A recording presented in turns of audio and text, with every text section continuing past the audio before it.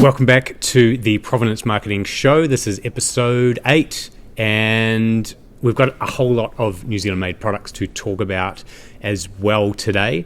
And there's a couple of other things I would like to cover off later around New Zealand-made and how you can use it on your website. So if you're a business, tune in or skip straight to the end.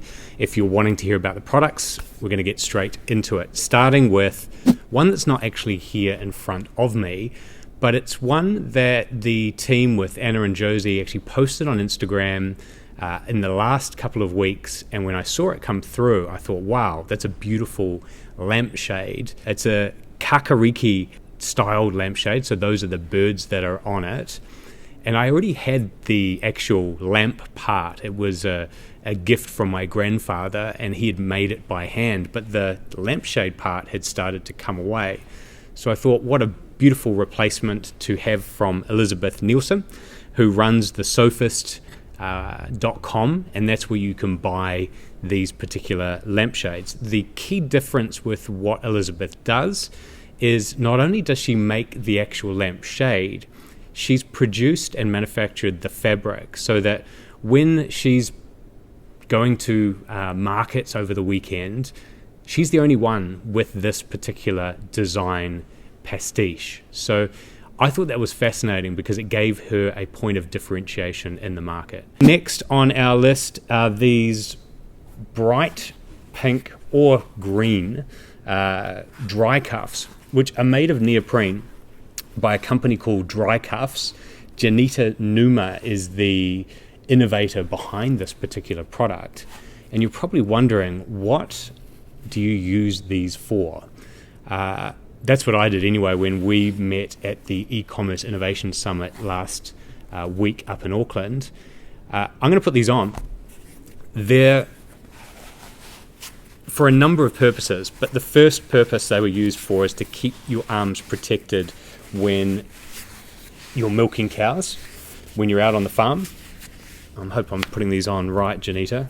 I don't think you're supposed to put them on when you've got a suit blazer on, but once she launched these, they ended up getting a whole lot of traction for all these other use cases. So gardeners who had large rose gardens started using them to protect their arms from getting pricks from the roses. Mechanics started using them to protect themselves from oil or hot engines while they're working on their cars.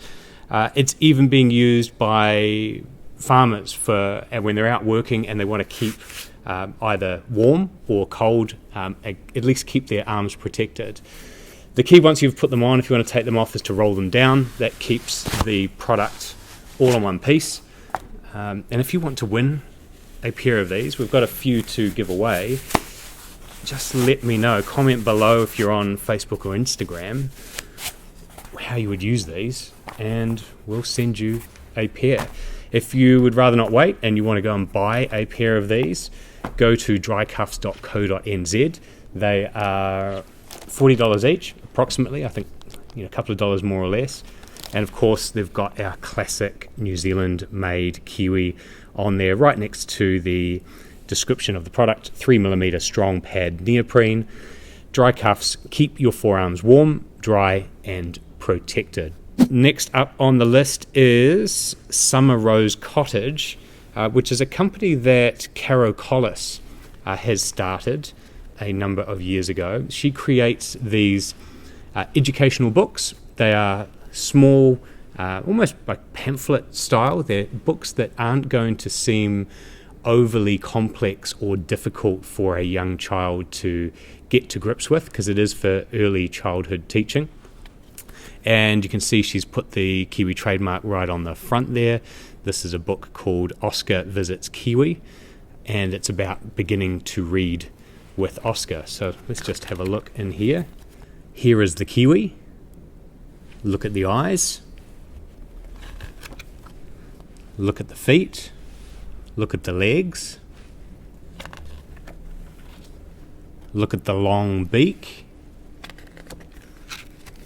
Look at the feathers. Look at the whiskers. And look at the egg. It's a big egg, or it is a big egg. 9 out of 10 to Ryan.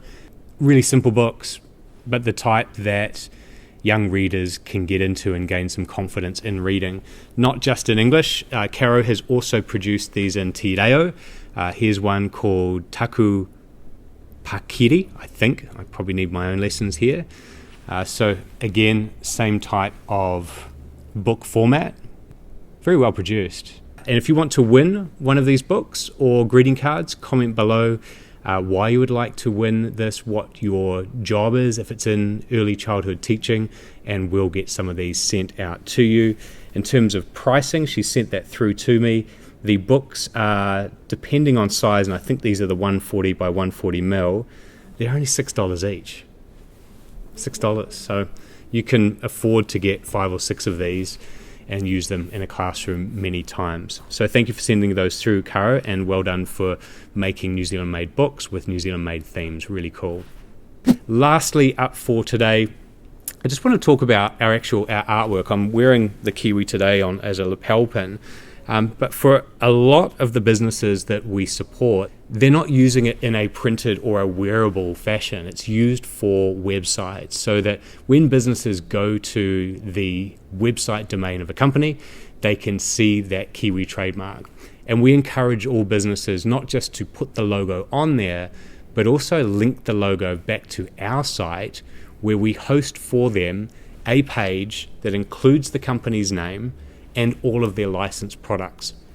So you as a consumer can go onto that website, click on the NZ Made logo, and you can check what products on that website from that company are licensed with us. We think that's really important to be able to verify the source, and we're going out to businesses to make sure that two things. A, they've got the up-to-date branding. Some websites are still running our old pre-2013 branding. And two is to make sure that those links are going back to our site. So if you're a New Zealand made license holder watching this, check your website, make sure it's okay. If you're a consumer, go onto some of your favorite websites, see if you can see the Kiwi trademark on there. That's it for episode 8. We'll see you next week, same time, Tuesday, 7 p.m. Or if you're listening on the podcast, we release that every Thursday at 7 p.m. Make sure you subscribe, and we'll make sure you get a notification every week from your favorite channel. Thanks for watching. See you next week.